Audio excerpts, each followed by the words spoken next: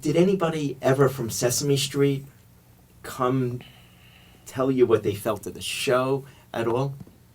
Yeah, they did. They for a while we were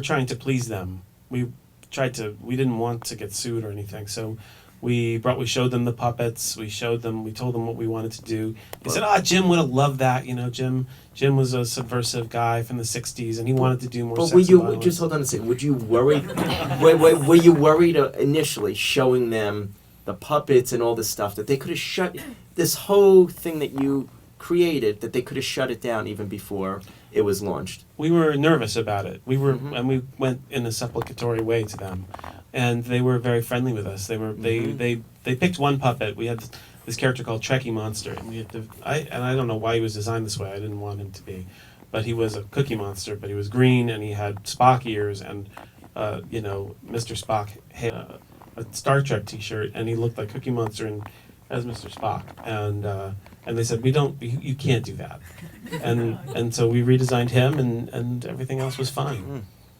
I think what Bobby was worried about is at the time, puppets were just starting to find their way back in a big way into culture. So like there was a show called Crank Yankers. I remember Bobby being totally, desperately terrified of like, Crank Yankers took our idea. We're going down. Like they got there first.